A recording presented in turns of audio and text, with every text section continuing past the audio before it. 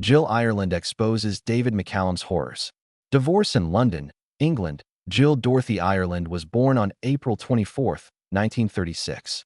Growing up with inherent grace and a high creative sensibility shaped her public and private life. She loved performing arts from childhood. Her childhood included dance training. She learned discipline and expression from this background, which helped her acting career. Her beauty and drive to succeed in an industry that required toughness and vulnerability set her unique even then. Ireland began her career in British films in the mid-1950s, where her beauty and grace caught attention. Her early film roles were modest roles in Simon and Laura, 1955, and she achieved prominence. Her adaptability allowed her to seamlessly transition from lighthearted to somber roles as her career progressed. She was comfortable in action, drama, and Western films and TV. Jill Ireland's marriages were crucial to her personal and professional life. Her 1957 marriage to actor David McCallum was her first. McCallum, subsequently known for The Man from U.N.C.L.E, told Ireland about Hollywood's perils and rewards. 3 kids were born to the couple, but Jason died in adulthood, upsetting Ireland's family.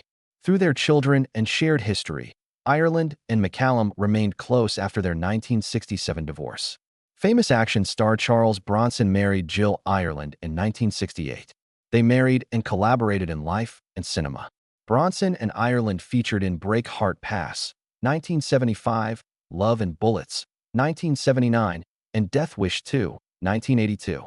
Their on-screen chemistry echoed their real-life bond, with Bronson calling his wife his anchor and confidant. Over 2 decades of achievements, tribulations, and unconditional love marked their marriage until her death. Despite her excellent career, Ireland is best known for her brave and public struggle with cancer. She was diagnosed with breast cancer in 1984, a stigmatized disease. Jill Ireland publicly addressed her condition to promote awareness and support for those in a similar situation.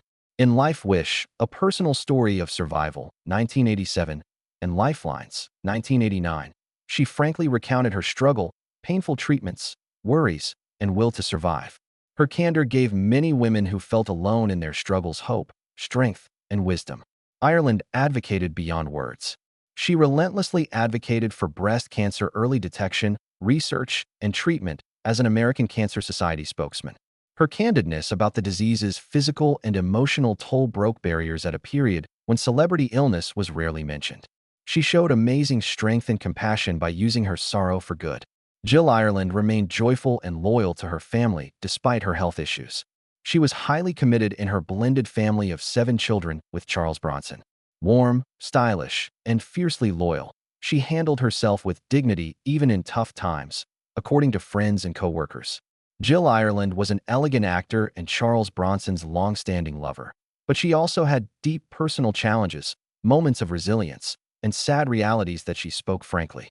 Her divorce from British actor David McCallum, a 1960s TV heartthrob from The Man from U.N.C.L.E, was one of her hardest times.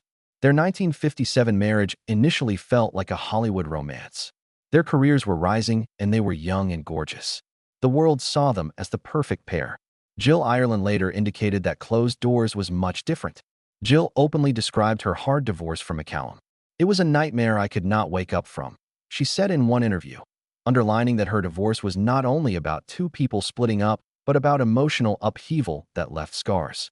She described extreme loneliness despite being married to a world-famous person.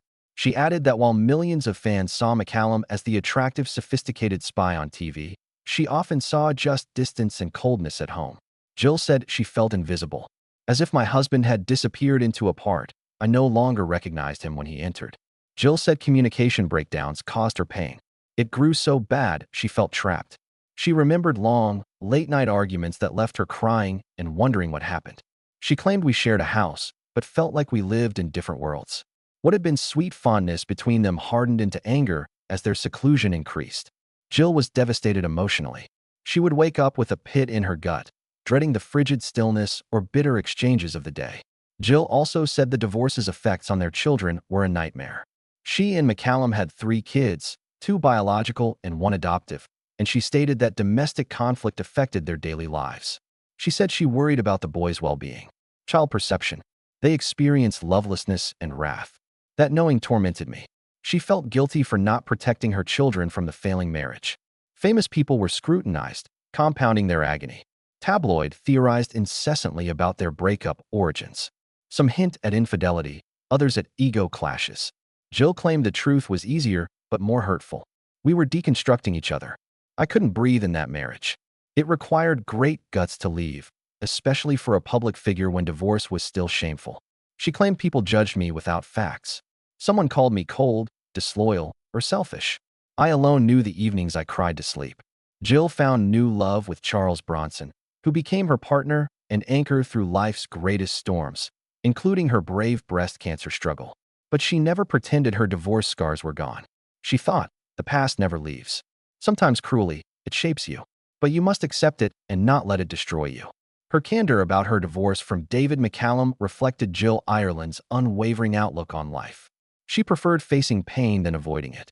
Her example encouraged those who were struggling with shattered marriages or families.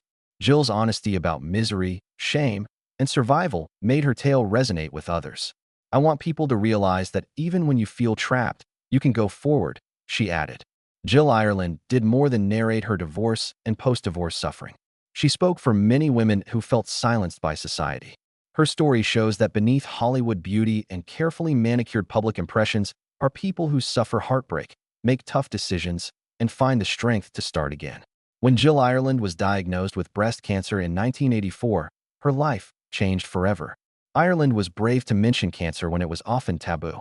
Instead of hiding her condition, she shared her highly personal experience to help others. She detailed the disease's physical and emotional effects on her family, and the difficulties of harsh therapies. Ireland's writing on her life made her more than a beloved actor. She spoke out for many women in the same struggle. Her first two novels, published after her diagnosis, revealed the challenges and triumphs of breast cancer. They were honest investigations of survival, resilience, and optimism, not autobiographies. She wrote to soothe other sufferers who felt isolated in their troubles. She also informed the public about the condition. The novels were honest about her pain and inspired her to keep going despite enormous obstacles. She was working on her third book when she died, showing her enthusiasm for writing and her dedication to raising awareness and encouraging others.